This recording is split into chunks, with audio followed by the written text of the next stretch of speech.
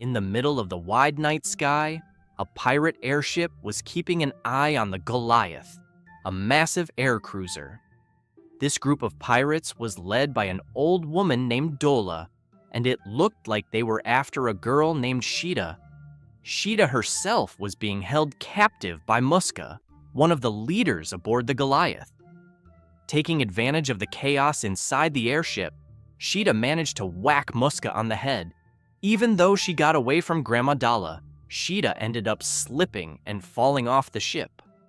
Thanks to the crystal necklace on her chest, she didn't fall straight down. She drifted gently, almost like she was floating, until a boy named Pazu, who worked in the mines, spotted her. But because he was so busy with his mining work, he didn't even get the chance to tell his boss that he'd just seen a girl literally float down from the sky. Grandma Dola's crew finally gave up looking for Sheeta because the night was just too dark to see anything. Pazu ended up taking Sheeta to his home. At the crack of dawn, the moment Pazu woke up, he rushed outside and blew a trumpet on top of his house, pretty much acting like the morning alarm for the whole area. The loud sound woke Sheeta from her deep sleep. After introducing themselves, Pazu borrowed Sheeta's crystal necklace. He thought that the necklace was the reason she could float in the air. But when Pazu tried it himself, later, Pazu cooked breakfast for Sheeta. Meanwhile, Sheeta was captivated by a photo displayed in the living room. Pazu explained that it was taken by his late father while flying. Beyond a raging storm, his father had discovered a floating island in the sky, an ancient legend called Laputa. No one believed the story except Pazu. That's why Pazu is determined to build his own airship one day and prove that Laputa really exists. Outside the window, Grandma Dola's crew had already restarted their search for Sheeta. Sheeta almost got caught, but luckily she managed to disguise herself and slip away into a crowd of villagers. The villagers protected Pazu and Sheeta, and while tensions rose between them and the pirates, Pazu and Sheeta were quietly guided to escape through the back door. Unlike the others, Grandma Dola wasn't paying attention to her crew brawling with the villagers. Her eyes were locked on Pazu and Sheeta, who were escaping through the back. Pazu asked his uncle for help and hopped onto his steam-powered train. Grandma Dola, on the other hand, hit the gas right away to chase them down. Meanwhile, one of Muska's men was watching everything from afar. Grandma Dola's vehicle caught up with the train surprisingly fast. Seeing the danger, Pazu decided to detach the rear carriage and pull the emergency brake. Up ahead, they spotted a military train. Thinking they were safe, they were shocked when Muska's men appeared from inside it. Sheeta and Pazu had no choice but to take an alternate path. But Grandma Dola was so reckless that she practically destroyed the route they were on. When Pazu couldn't hold on to the wooden beam anymore, both he and Sheeta fell down toward the mines below. Grandma Dola ordered her crew to keep their eyes on Sheeta, and sure enough, moments later, Sheeta's crystal stone began to glow, allowing her body to float gently in the air. They kept drifting downward until they finally reached the bottom of the mine, taking breaks here and there while talking about Sheeta's origins and her past. Sheeta told him that she came from the village of Gandoa. She lived there all alone, inheriting a house, a garden, and a little farm from her late parents. Her peaceful life didn't last long. Everything changed when Muska and his men showed up, kidnapped her, and tried to take her crystal necklace.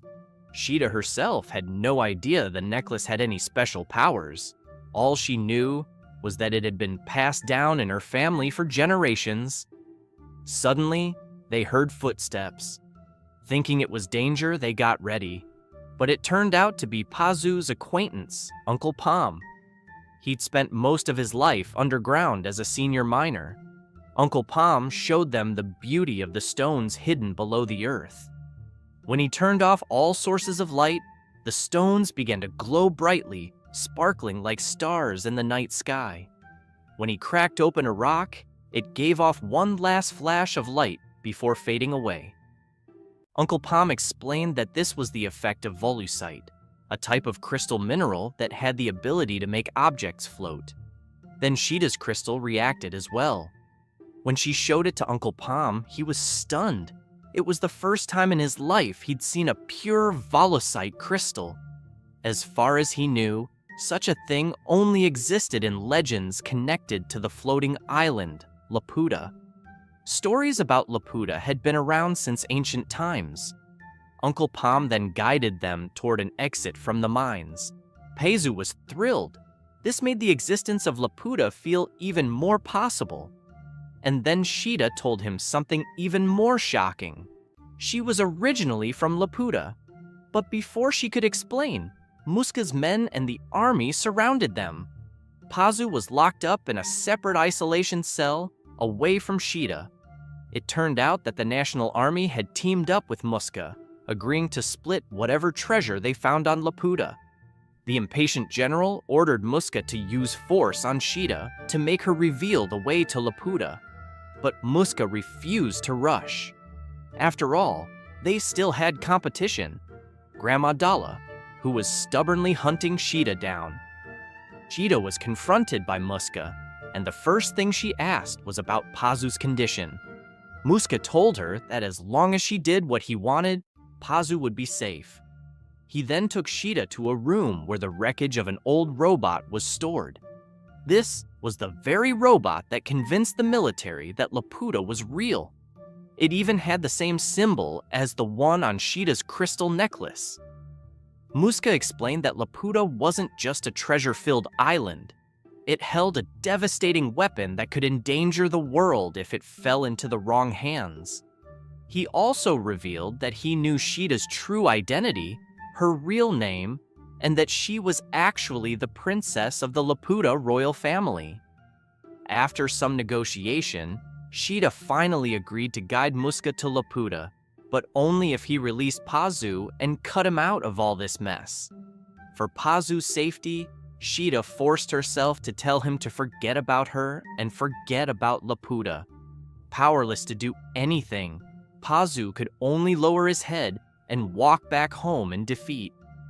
But to his surprise, Grandma Dalla and her crew were already camped out inside his house. They immediately grabbed him and questioned him about Muska and the army.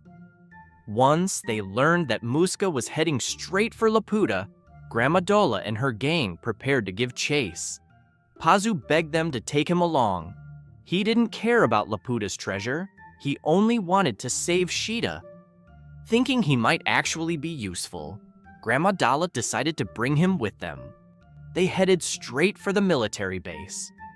Meanwhile, in the middle of her despair, Sheeta suddenly remembered a moment from her childhood with her mother. Her mother once taught her a spell, something to activate the power of the volucite crystal. Without realizing it, Sheeta ended up muttering the spell, and instantly, her volucite crystal lit up. At the same moment, the robot's carcass suddenly came alive. And sure enough, it wasn't just any robot, it was a heavily armored, destructive machine.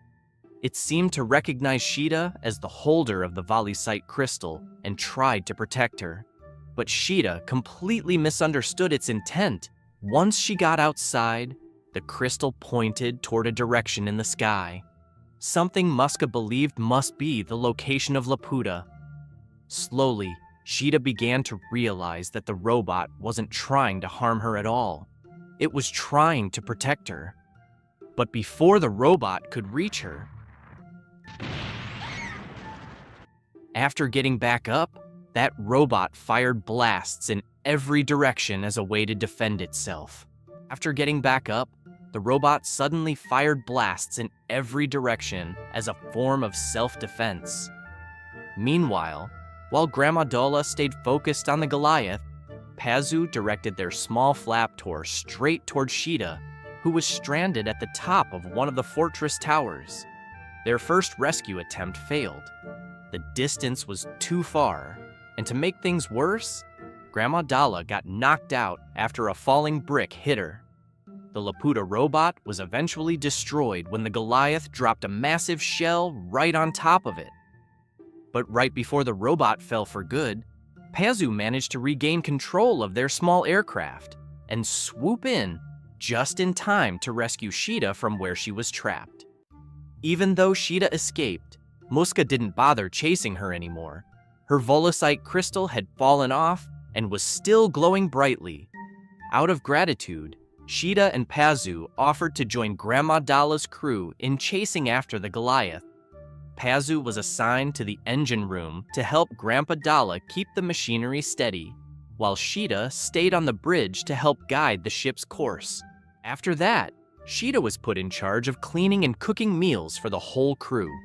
Secretly, some of the guys had already gathered in the kitchen to help her out. According to Grandma Dala's calculations, their ship would catch up to the Goliath the next day. That night, everyone took turns keeping watch from different parts of the ship. When it was Pazu's shift, Sheeta quietly followed him. There, Sheeta opened up about her fears. The reason she wanted to chase the Goliath was because she was scared Laputa would fall into the hands of someone evil like Muska. She explained that her late mother had taught her many spells, one of the most important being a destruction spell. If she recited it, the entire floating island of Laputa would be completely destroyed.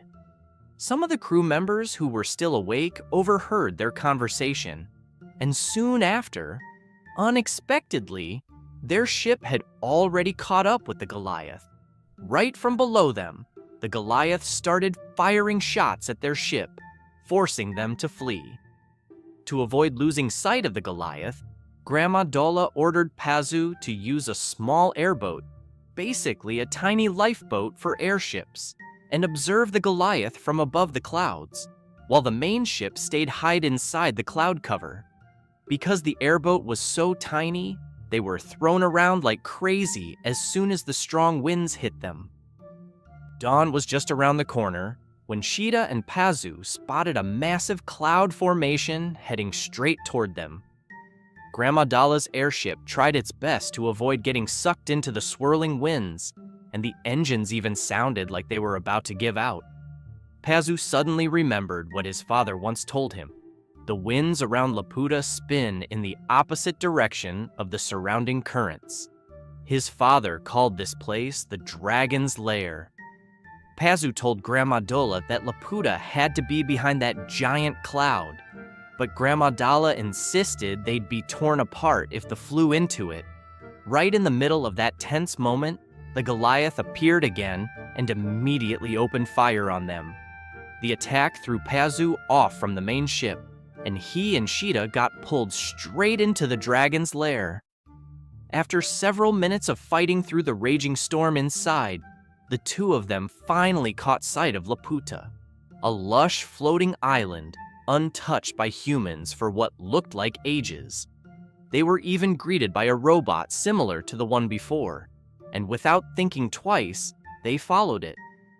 While enjoying and admiring the beauty of Laputa, Muska and his troops finally arrived, and immediately caused chaos by blasting open one of Laputa's structures. They parked the Goliath at the back of the island and quickly deployed soldiers to invade the inner parts of Laputa. Grandma Dala and her crew had already been captured, and the general coldly announced that they would be executed soon. Because of that, Pazu had to find a shortcut, any path they could use to rescue Grandma Dala. Meanwhile, the greedy general got distracted by all the treasure his men were digging up. Muska, however, seemed to be searching for something far more important. There was no other option. Their priorities were to free Grandma Dala, take back Sheeta's volusite crystal from Muska, and then use the destruction spell. After that, Pazu tried to make his way toward Grandma Dala's location, but to distract the soldiers, Sheeta had no choice but to sacrifice herself and let Muska capture her. He took her deep into Laputa's core. Without the soldiers noticing, Pazu managed to free Grandma Dala from her restraints. She handed him some explosive stouse. Meanwhile, inside Laputa's core, the place was made up of floating cube-like structures. Only those of Laputa's bloodline could enter. Muska seemed to know every part of the place by heart. And when he reached Laputa's control center, he revealed the truth. Sheeta wasn't the only descendant of Laputa. Muska was one too. Using the main control system, Muska gained full control over every part of Laputa. He directed the general and several soldiers into a special chamber, and right before their eyes, he demonstrated Laputa's true power. Laputa had the ability to fire massive missiles, capable of reaching anywhere on Earth. Muska claimed this was the same weapon that once destroyed the lands of Sodom and Gomorrah. He boasted that the entire world would bow before Laputa. After that, Muska got rid of the foolish general, then activated dozens of robots to march toward the surface.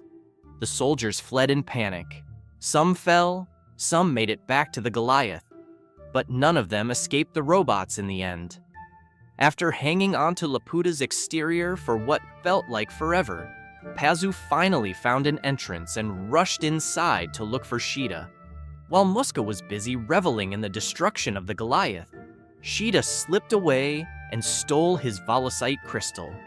She ran as fast as she could until she heard a voice, and there she found Pazu. A wall separated them, so Sheeta handed the crystal to him through a gap.